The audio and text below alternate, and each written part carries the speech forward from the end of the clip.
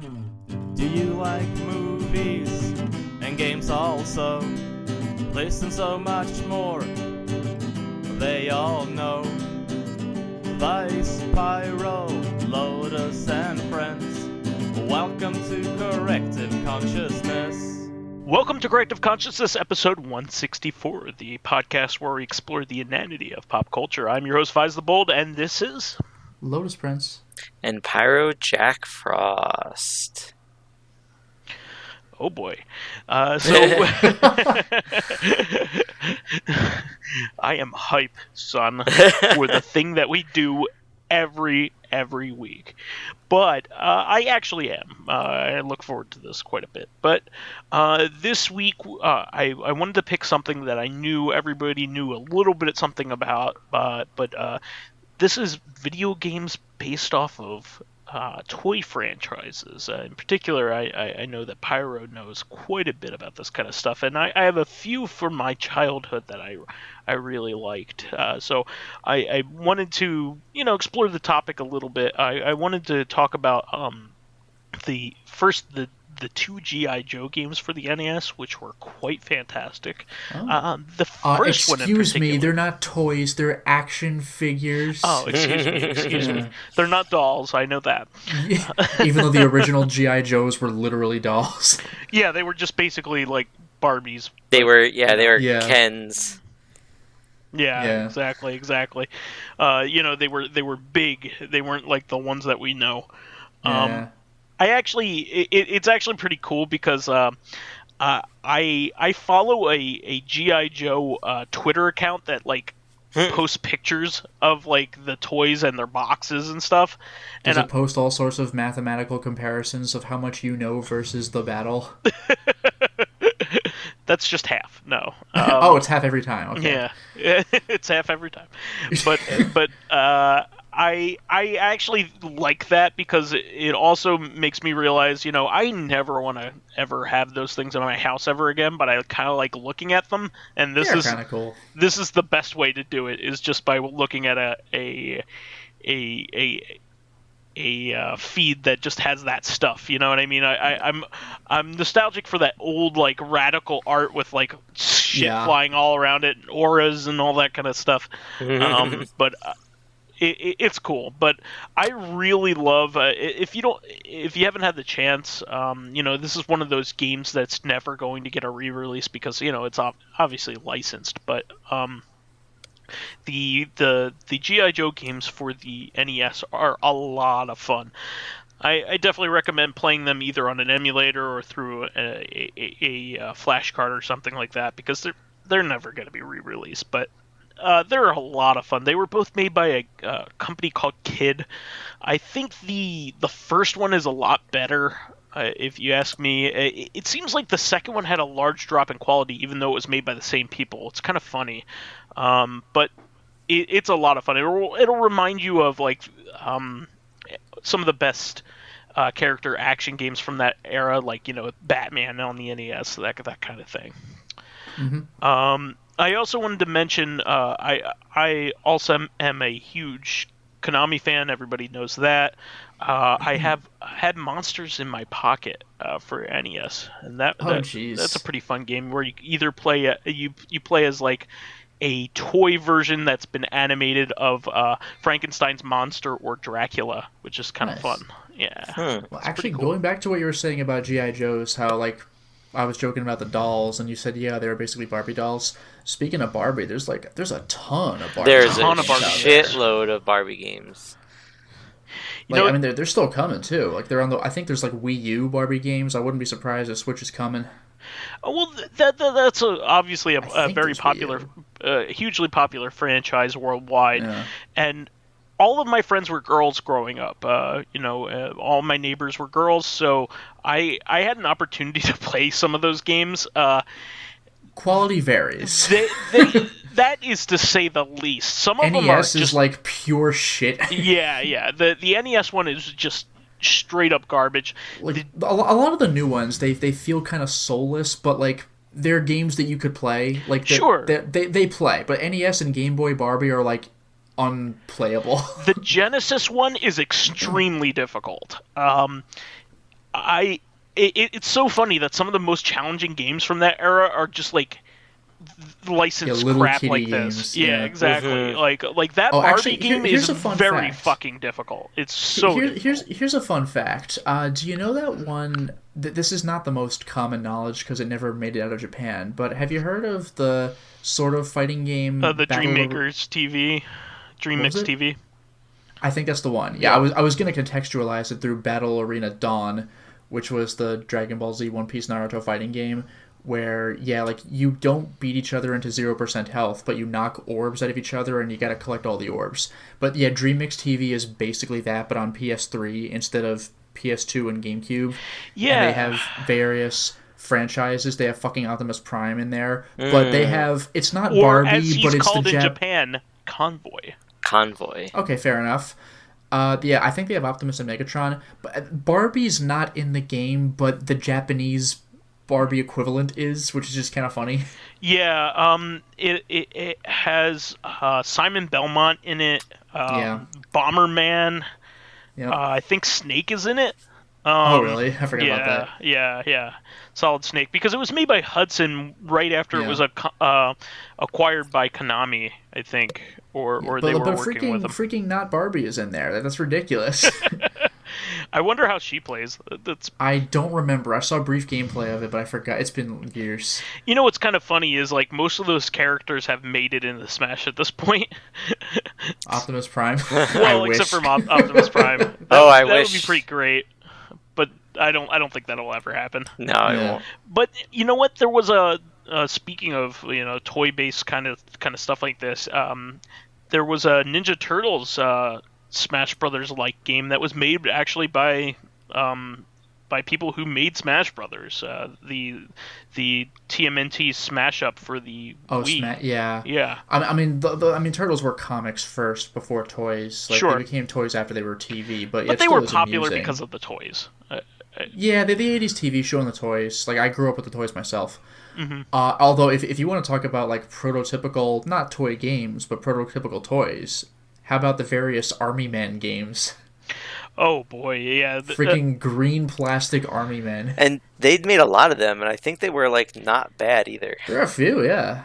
Well, I don't even know how they are, but, like, I just remember seeing them on shelves a bunch, like Army Men, Sarge's Heroes, and stuff like that. The first two were actually pretty good, like, RTS kind of games, but then they got really bad. They started making like all these weird spin-offs. Like there was Sarge's Heroes for N64, and I remember that. And that wasn't good at all. I remember playing that back then. Just like they had these gigantic levels, like so huge you couldn't even get to each other. You like, you know what I mean? Like the environment was so huge that like why would you even try to fight each other? Like it just didn't make any sense. That reminds me of the Great Cave Offensive level in Smash. Yeah. It's too big. It sucks. Like, I can't play the game. Like, where I can't get to you. I see you, I can't get to you. Like, I'll be there in 5 minutes. But the funny thing about it is, like, it's actually one of my favorite parts of, like, Kirby Superstar. I love it's the best part of Kirby Superstar, but that stage is way too big. That's kind of funny. Yeah. Then they made Portal Runner, which was also a piece of shit. It was for one of the first PS2 games. It was a spin-off of that. But the Toy Commander games were really quite fun. If you ever played those. Also, this isn't as old as Army Men, but they had a couple of Micro Machines video games, didn't they? Micro Machines holds a big place in a lot of people's hearts. They made like 6 or 7 of those. Jeez, didn't realize. They're very similar to RC Pro AM, and they were on the original NES, and they were quite fun games. In fact, a lot of people really love those and look back at those as some of the more fun games. They were usually on the forefront of like multiplayer technology. Like they always had like one of them for the Genesis, I think, had controller ports in the cartridge. That way you wouldn't need to buy a multi-tap to play insane. 4-player. Really cool stuff. The original Game Boy game was 2-player simultaneous with one Game Boy. That's amazing. So the way that they did that, which was really interesting, was like the Switch. Like you get the D-pad, you get the buttons. exactly. So you only needed 2 buttons to play the game. Just basically left and right, and you would go forward that way and race that way. Fantastic. And so somebody would use B and A, and the other person would just use left and right on the D-pad, and you could crowd around a Game Boy and play 2-player. That's pretty great. Yeah, those games were phenomenal. They made those up until I think PS2 era, if I'm not mistaken. I didn't know it went that far. They might have even made even newer games that I just don't know about, but I remember them, and they're a lot of fun. I always kind of like when they make a game around something that's very small in the normal world, kind of like Chibi Robo. Yeah, or like Katamari. You're, like some of the levels where you're in somebody's house. Yeah, Chippendale Rescue Rangers was like that as well. Yes. So like you'd have these big set pieces, but for somebody something small, it's very daunting to go into like a normal sized kitchen. So I always love kind of stuff like that. It's like pencils and stuff lying around are actually like big objects. Well, actually, similarly, I mean, this isn't a game based on a toy, but the Switch Bomberman has you like in a little box on a park bench, that kind of stuff. Like, look at this little playset over here. Oh, that's so much fun. I love. Speaking of like playsets, how about like the definitive, like not even the Traveler's Tales Lego games, but just Lego Island. Oh, or just all the Lego games. Lego Island. There's a ton of Lego games. Which one was the first one on PC? Oh, is that what you're talking? Yeah, that one was. I played that for a little bit. It was pretty massive for a game back then. Yeah, today it is clunky as shit, but back then it was contemporary with GTA 3, right? Blowing. There was another one that's more recent called like Lego City. Undercover or Lego City Undercover or something like that, where you're an undercover cop and it's basically like a GTA game, but it's obviously there's no hookers. Oh, nice. Well, but the original Lego Island game was crazy because you could actually walk around fully 3D. You had full control of your character in the first person, and they had cute little touches. Like if you ran into another Lego person, they would break into pieces and then reform, stuff like that. You could build your own car. I mean, like they told you instructions of how to build it. You couldn't make any custom car, but it felt like you could build your own car and race it in a racetrack. It was ridiculous for the time. They kind of have a modern version of that too. I don't think it's called Lego Online, but they have like an online MMO-ish type game that's pretty similar to what that game used to be. But there's tons of Lego games. And this was way before they started doing franchise stuff like Lord of the Rings or Star Wars or whatever. So this was just like take your Lego town set and run around in the town. There's all those like Lego Indiana Jones, Lego Harry Potter, Lego Star Wars, all those. But there's also Lego Dimensions, Batman. which is toys to life. So it's you buy the Legos and it's funny though because really the only part that makes you be able to play the game with the toys is like a little disc, so you don't even need I was looking on eBay, they just sell the discs if you just want all the characters. You don't need to have it. That's kind of funny. But it's really cool because I have a lot of the Lego Dimensions sets. Like when you first scan your disc, it gives you instructions on how to build. Like the characters are different because it's just like they're just characters. But for the vehicles, it gives you instructions how to build a default one, and then you have to unlock in a way the ability to build its alternate forms. The toy doesn't come with instructions because you have to unlock it and follow the instructions on the game. So technically, there's no point in actually rebuilding it in real life because you just press a button in the game and it switches forms. It's immersive though. But it's immersive because you could be like, all right. I mean, it could get kind of repetitive if you had to switch back and forth between the different vehicles. But it was a pretty neat idea. I didn't play like Skylanders or any of the other Toys to Life, but I felt like this was a really cool idea. The only problem was that it came late to the game. So like Skylanders was already in like season like 3 or 4, whatever you want to call it. So people were already kind of tired of the Toys to Life. And then Disney Infinity already was out. Like it lasted so long, it was done. Yeah. So I mean, if Lego Dimensions was one of the first ones, I feel like it could have had some pretty long legs. But sadly, people were done. Sadly, people were done with it. By the way, organically speaking, like I feel like it would fit best with that formula too. Yeah. Yeah. Yeah, it's very kind malleable. of like But no, I was gonna say kind of like Magic the Gathering, like the new one where you can buy packs in real life, and like kind of put them in Magic Online or something like that. I know that Old Man Sunview would have a better explanation, but I feel like it's that sort of thing. It would be really cool having a Lego game where you buy a set and you can play that set in a game. Like it's more than just the toy. But no, but speaking of toys that you can personally manipulate, like with the Lego stuff and everything like that, I mean, how about the Transformers games? I mean, those aren't ones that have Transformers that you transform outside of the game, but Transformers are transforming toys, and there have been several video games of them, even going as far back as the not the NES, but the Famicom. Yeah. I mean, the only ones that I've ever played really garbage. The only ones I ever played were Devastation, which is the Platinum Games one, which is I want to say it's amazing, but I'm talking from a Transformers fan. It's very repetitive. Yeah, I heard the game's all right. But then the other ones made by I forget who made it, but like the War for Cybertron and those on like PS3. Yeah, and they're on PC too, but they were like third-person shooters. Those I beat the first one in the series. I forget which one that was, but it was pretty good actually. But I haven't played any of the ones before that. I'm pretty sure they probably weren't that great because licensed games aren't usually that great. Yeah. But I thought you were going to talk about, in terms of Toys to Life, the new one, Starlink. Starlink, is pretty cool. Yeah, I actually have that. Because you can adjust the rotation of things, and it like mimics it in the game or something like that. I heard. Yeah, and you can assign like different weapons to your ship, and replace them, and that's pretty cool too.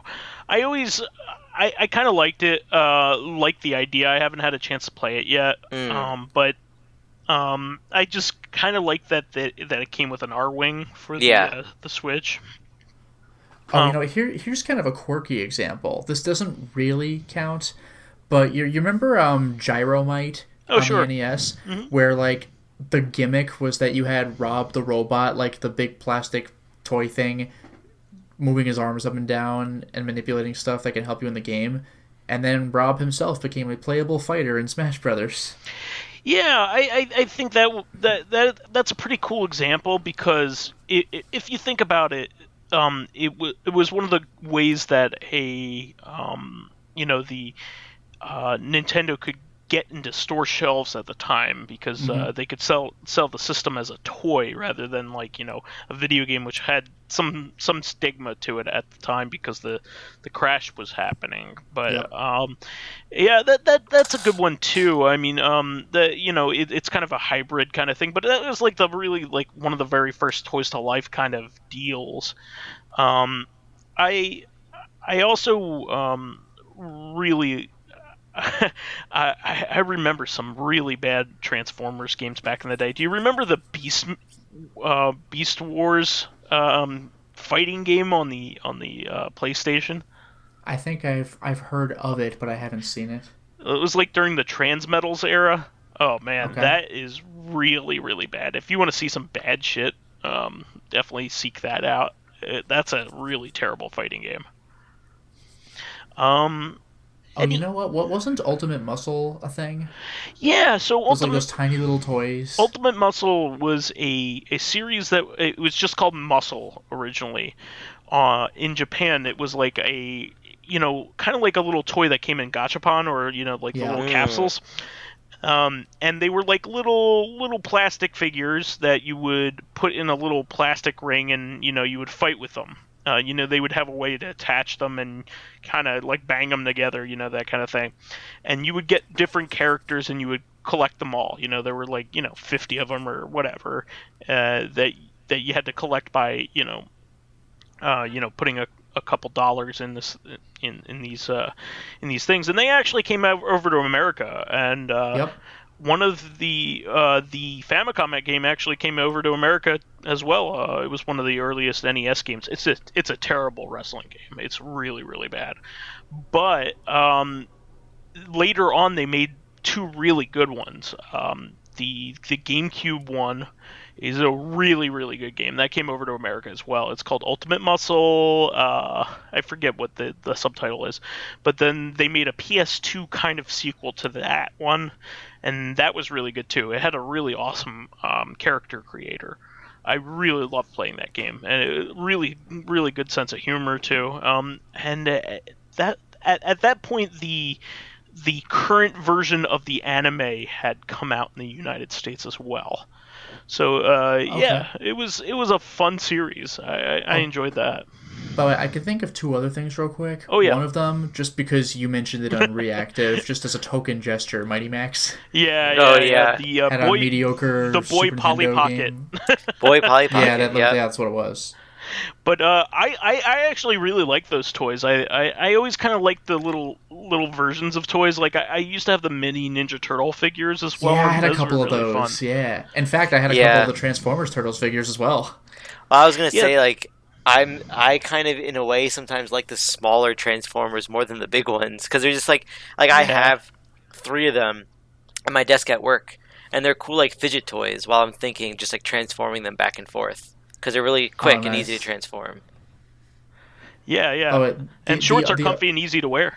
Exactly. Yes. By the way, the other thing I was going to mention, I'm not sure if this counts. If Warhammer was like an RPG first, or if it was like a book RPG first, or if it was the figures. I think It was the a figures. it's The war It was the game. models. it's it was a models, because that's the board game. The board game is like collecting Okay. models, customizing them, and to have different stats that you fight at. It's called a war game, where you have to actually Okay. put them on the map and measure the distance between things and seeing if Oh, like there's Axis and cover. Allies and stuff like It's that. more than that. It's like it's as close to being an RTS version of a board game as you could have. Okay. But that's how And it sure started. enough, there's a. All right, and yeah, now there's a bunch of Warhammer video games as Yep. well. Yep. Yeah. I think Sega has the current license. It's part of the Total War series now, if I'm not mistaken, which is one of Sega's tentpole series. But those were like the major ones that I was gonna mention. I remember those back in the day. There's also like Biker Mice from Mars. That was Well, was were an those interesting- toys? Like I remember Yeah. there was a TV Were they show. toys first though? It's hard to tell because a lot of those licenses back then were started up by Playmates. So like Oh, okay. So for instance, Playmates started up the Ninja Turtles like TV series. So it was a comic first, but like the action figures and the TV show were like hand in hand. Same thing with like Street Sharks and like Awesome. so some of those things were like conceived together, you know, like Well, yeah, like He-Man, like the creator, like the character models were designed to like be good models for toys. Yeah, like the idea for these things back in the day was that they would have like basically a half-hour commercial for these things. Yeah. You know, Like those, like the My Little Pony, like the original My Little Pony. Yeah, exactly. So it was a merchandising thing. It wasn't just like Ninja, Power Rangers was really good at that too because they would come out with news awards every single year, you know, that kind of thing. That is true. I was gonna mention they came to Kamen America Rider. way after Japan, but even so, yeah, in Japan, Kamen Rider especially, like Ultraman. yeah, those are producing all sorts of swag like at the same time they come out in Japan. Yeah, absolutely. And they're cool figures too. They really are. Yeah, And I especially. had a friend that had a whole bunch of Ultraman figures, and I was like always wondering where they came from because we didn't really have an Ultraman series, we had Superhuman Samurai Cyber Squad, which wasn't even like an Ultraman. It was TV 1 show. to 1. It was like a spin-off of Ultraman, even in Japan. So like, Jesus! Yeah. What an obscure thing to pick up. Yeah, but that was what we had. I remember watching that back in the day, and that was even terrible by our standards, like when we were kids. Like it was Beetleborgs. Yeah, Like I remember you know watching, what I mean? Well, I remember watching Samurai Squad and going like, but like the thing with Beetleborgs is like, it was really kiddie to the point where even as teenagers so we were goofy. still kind of kids, it was coming off as like loud and obnoxious.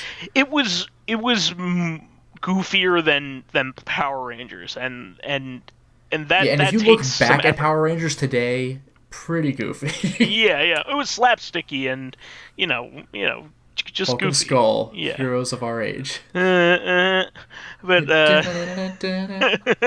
that is a genuinely good theme for them. That's fantastic. I just like that they have their own, like, whenever they appear on screen, that's their song. And they're big guys, but they have this dumbass theme, so you're like, oh, I know they're not really threatening. they're the bumbling idiots. Yeah, like we're gonna pick on you, bunch of punks, and then like one of them gets a pie to the face or something. It's like, all right. They actually had the longest tenure of any characters. They've been on on that forever. show. Yeah. They were on there way longer than anybody. They're the C-3PO and R2-D2 of Power Rangers.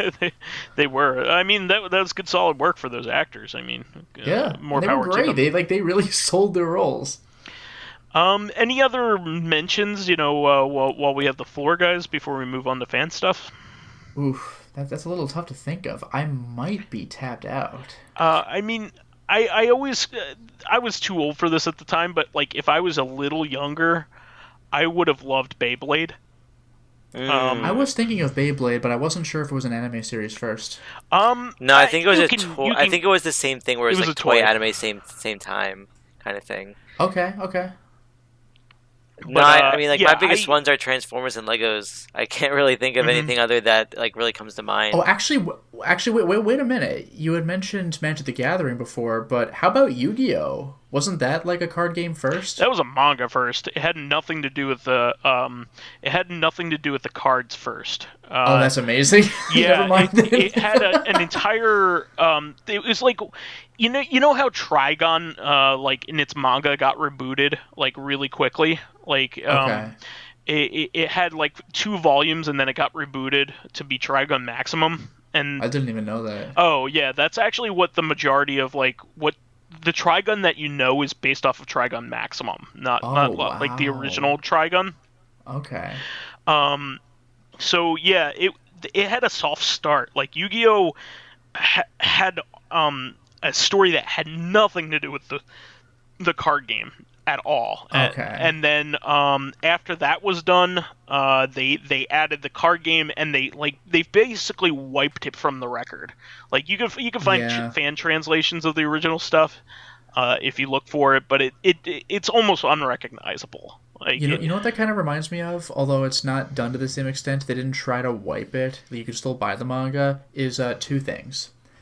Berserk and Hellsing. Oh yeah, Berserk had an interesting with the eye patch. Yeah. No, not even that. Like most of the manga, like from page like 2 onward, is like what you know and expect of Berserk. But I mean like the first panel. Yeah, the first panel number 1, like page 1, where it was like it was something they never come back to because it wasn't the point. It was just like, this is what Guts is like, and you see him having sex with like a sexy humanoid demon, but then he shoots her with his cannon arm, and you're like, that's how he is. But he's like he's basically celibate in the actual series because he's like loyal to Casca. Yeah, so like that one panel is never addressed in any anime adaptation or anything. It was similar in Hellsing, where Hellsing's first volume had him be like too cool for all you, where they'd be like, Alucard, there are some ghouls in the mansion nearby, watch out for them. And he's like, yeah, okay, whatever. And like, he doesn't talk like that later. He's like too grand to be like too cool for you, mom, you know? So like any anime adaptation, they just have him be like grand from the start instead of like, yeah, all right, I'll do your orders, whatever. Like it felt really weird to read the manga after watching a bunch of the anime. I was like, whoa, who's this character who calls himself Alucard? It's kind of funny how like the art evolves over time. Like the character's the manga author's original vision may not necessarily be like what they finally settle in on. I mean, if you look back, it's like, that was weird. That happens a lot with a lot of cartoons, like the original Simpsons, like shorts and stuff like that is like that too, or like the original Rick and Morty shorts online before, or Garfield's first his physical appearance. Oh yeah, He's original like a giant Garfield is blob. unrecognizable. Yeah. Yeah, no, yeah. His attitude felt about right, but like his appearance was not even close. Even Pikachu was like pretty pudgy at first. Yeah. If you look at his old manga or like even the original Pokemon cards. Yeah, the first card, yeah. He's pretty pudgy. Like look at Pokemon Red's cover. Even Pokemon Yellow, I think he looks more like what we know him as today. Oh yeah. No, I'm there with you. Yeah, there's a lot of stuff that was like, oh man, this is where this came from. Like, yeah, it's pretty funny if you go way back. Like, wait a second. Another one.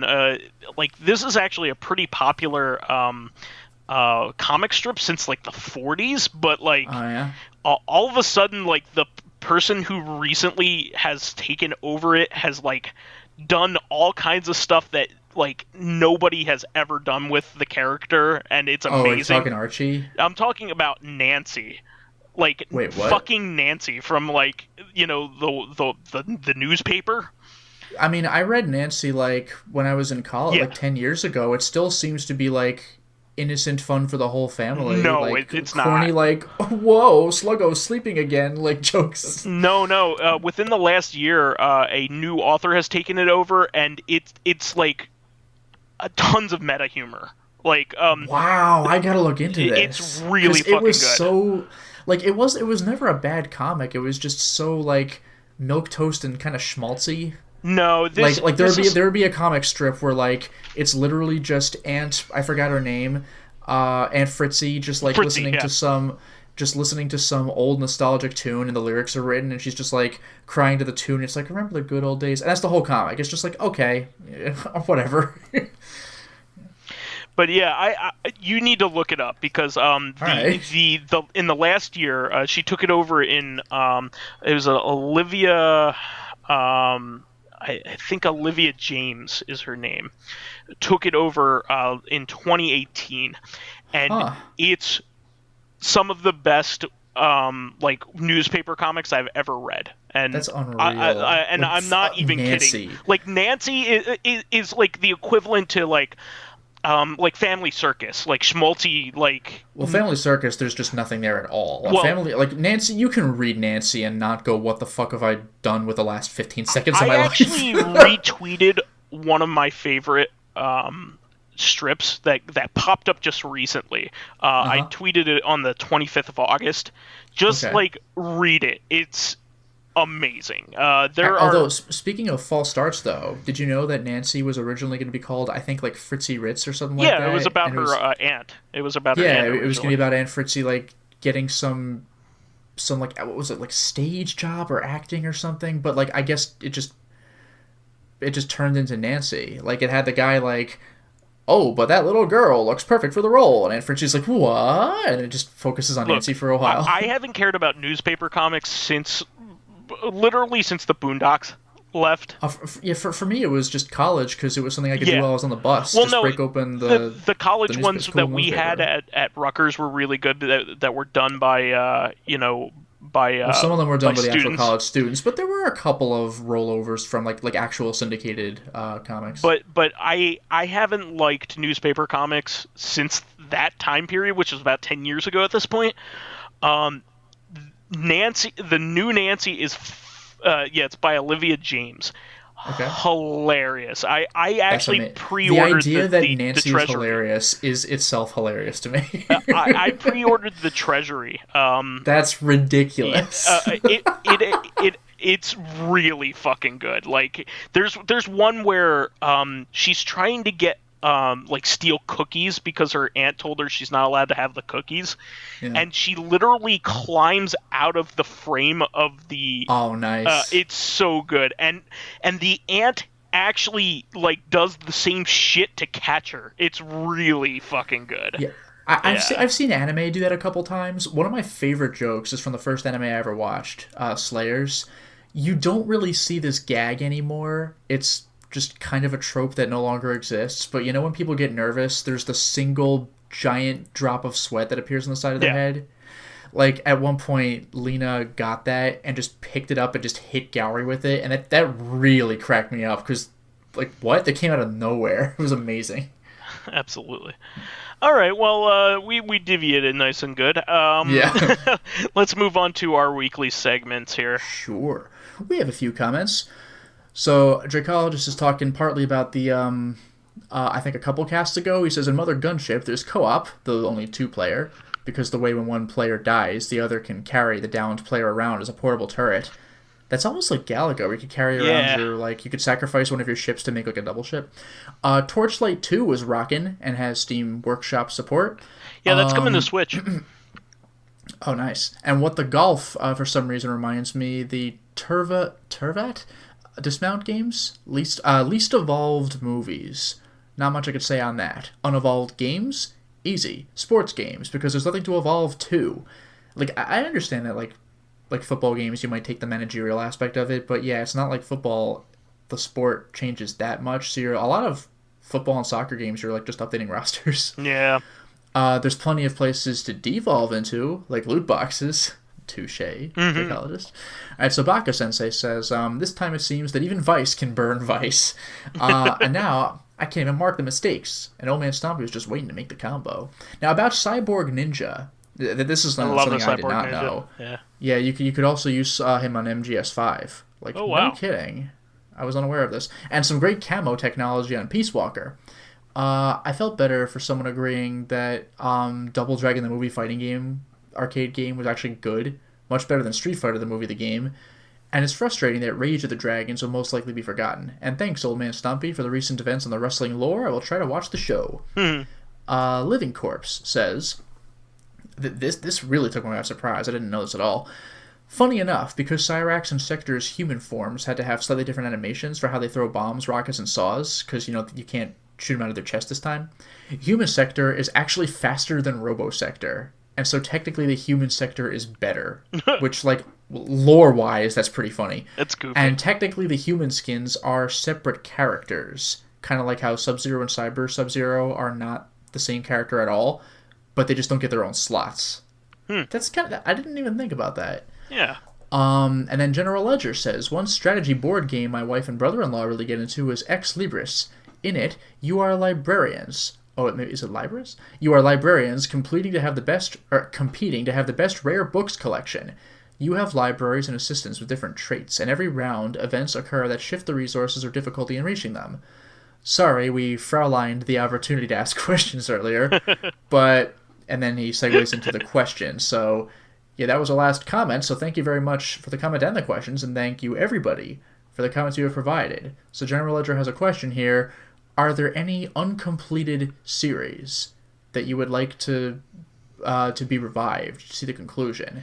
Now, if this includes TV series, there's like 1,000, because you know how so many times they expect to have another season, and then they just don't? Yeah. So the shows are canceled prematurely. Like, it was a pretty good season finale, but oh wait, there's gonna be no more? Like, that kind of thing. Castle had that. That was because, Castle was because of behind the scenes stuff. They ended the show early. And they they bullshitted a way to conclude the series, but there was clearly supposed to be more where that came from. Again, this had a conclusion, but it was clearly rushed. It would have been nice to see the Xenosaga series, like, reach what was intended, but on the third game, they were like, nah, man, we gotta cram this into the end, go. So they just kind of packed it in. So there was a conclusion, but it felt like, go. So, I don't know. Well, I, for one, am on the edge of my seat for a conclusion to the story for the live-action Mario Brothers movie. They sequel it so hard in that. I forgot about that. Actually, you know what? Men in Black 2, there is a Men in Black 2, but, like, you know how the not really love interest in the first movie was, like... one of them? But then she just wasn't? She was just out of the next movie? Yeah, okay. She was in the TV show, though. Yeah, okay. Yeah. The animated series is very underrated. It's actually a really good one to go back to. Yeah, I never really watched it. The only thing I knew is that it was actually more accurate to the comic than the movie was. It was quite good. I would say that it's just one of those series that, like, from that era, like those WB cartoons back then were really, really good. And That one unfortunately gets no love, probably because it was a licensed series.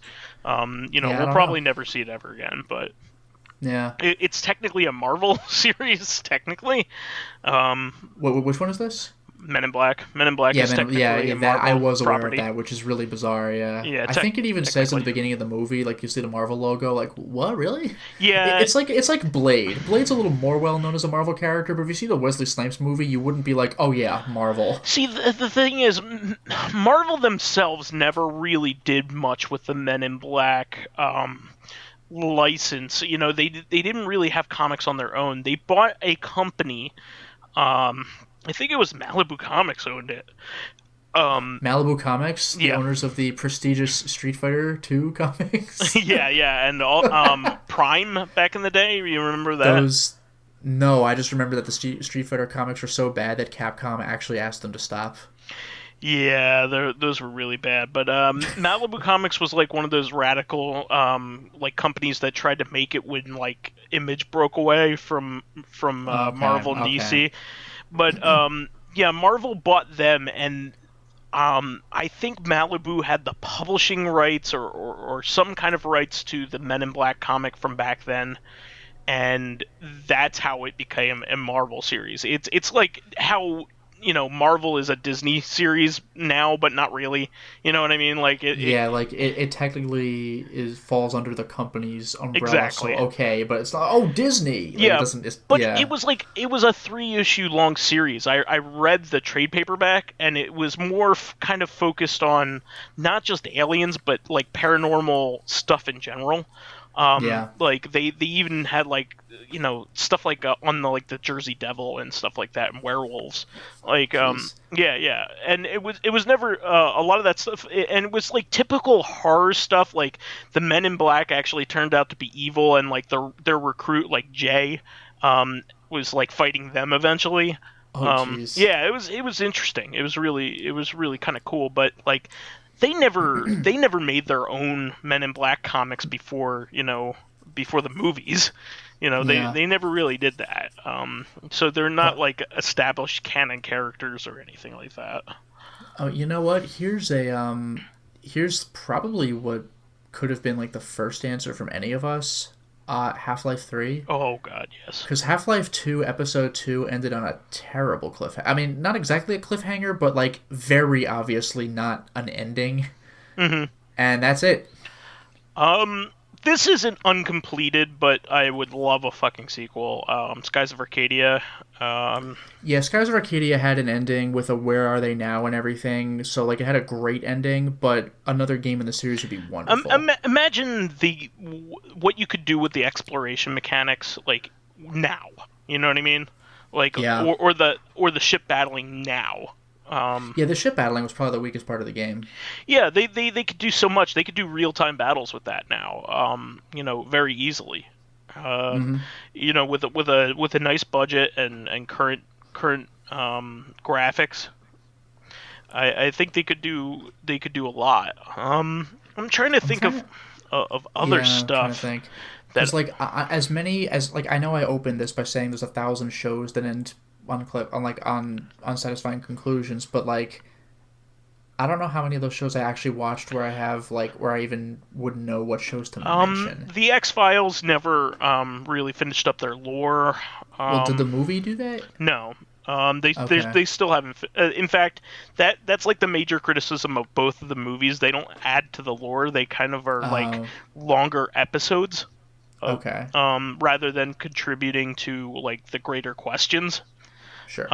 It's just like, you were given the opportunity to, like after all this time to do something new, and you didn't contribute to wrapping up the mythos or anything. It's just one of those things.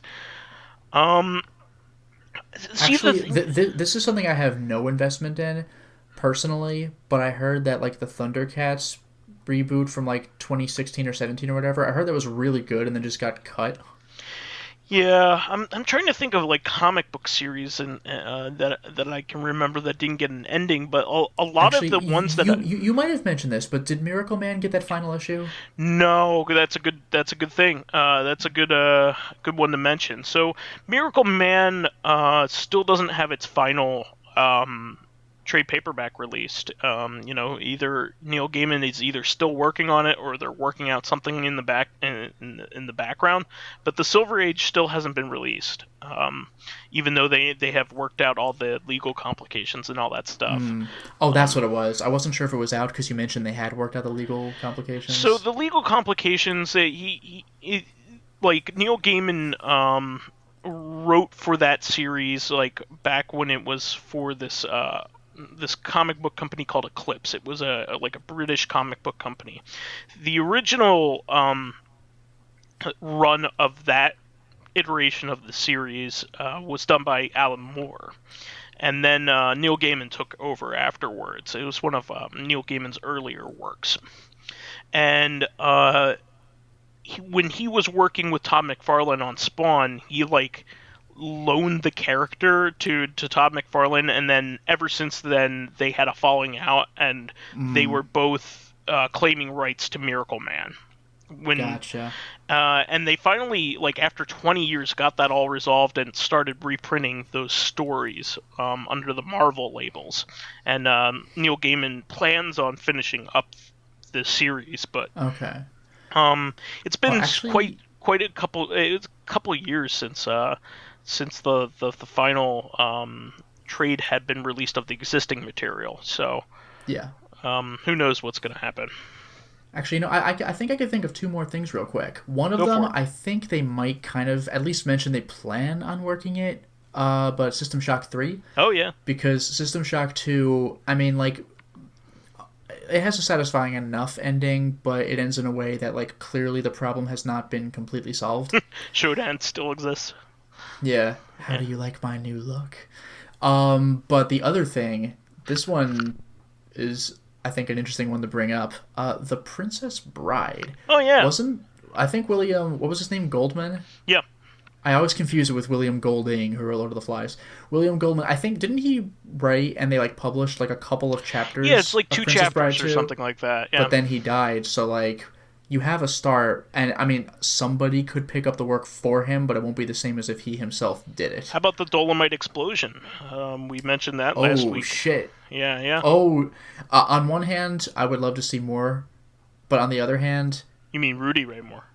Yes, I would love to see more, but on the other hand, you can't get better than that ending, man. Just snakes. It's just oh my god, these snakes, and the movie just ends, just credits. We were dying. It wasn't a satisfying ending, but it was hilarious, and it's the perfect ending. Yeah, very very abrupt. Let's just put it there.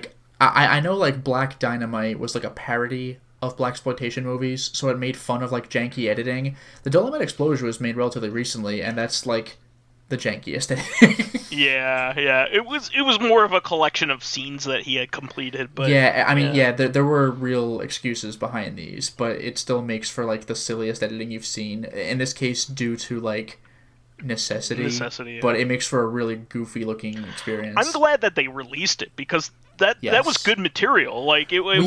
Before I knew they were going to release it, where I saw little clips where he's firing purple electricity with his fingers, I'm like, oh my fucking god, you cannot be serious. I'm glad that they had enough and they were willing to release it in that state, because even though it wasn't finished, it was still good and fun. Don't worry about it. Yeah.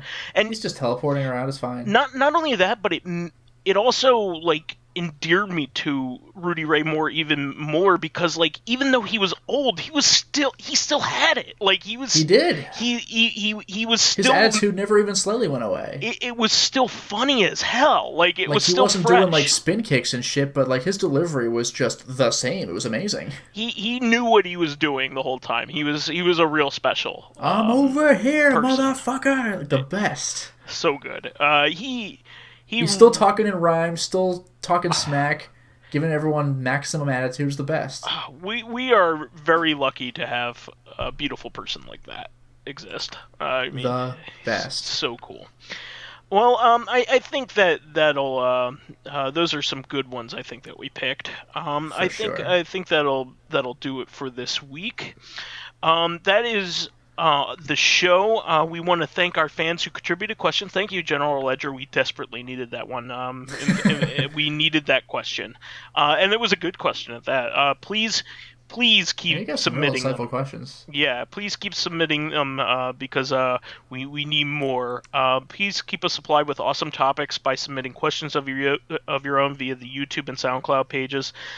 Thankfully, summer's over, so maybe people will be a little bit more active than they were. But now my summer vacation's over, though. Yeah. I never had one, as most people don't. That's the thing. It was like in The Simpsons where Bart had broke his leg and he can't go in the pool and he's miserable, and it's like, oh, I'm missing the whole 6 to 8 weeks, I'm gonna miss the whole summer. And Homer's like, oh, don't worry, boy, when you're my age you'll miss every summer. It's like, oof. It's very true. Not even joking. While on the YouTube and SoundCloud pages, please give us thumbs ups, likes, and 5-star ratings on iTunes. It helps spread and promote awareness of the show, and any bit of encouragement helps keep the show going. You can also catch us on Tuesdays on sister podcast Reactive Consciousness, the in-depth look at this week in our lives. Finally, you can friend me as vysethebold on Steam, PSN, Xbox Live, Twitter, Switch, and Battle.net. And you can follow me on my YouTube channel, Lotus Prince. You can hit me up on Twitter at Lotus Prince. And finally, if you are interested in seeing my videos early, getting in on exclusive live streams, selecting upcoming games for me to Let's Play, or getting involved on discussions with me and other patrons on Discord, then perhaps consider swinging by my Patreon account, which can be found at patreon.com/LotusPrince. And unfortunately, Pyro had to peace out for a little bit, so please do find him on all of his social media as well. We'll catch you next week for another episode of Reactive, where we will surely go over all of the great things that happened in retro gaming, and most likely Switch stuff, because that's what I like. I was going to say also contemporary gaming. We'll catch everybody then. Until next time, everyone. All right, see ya.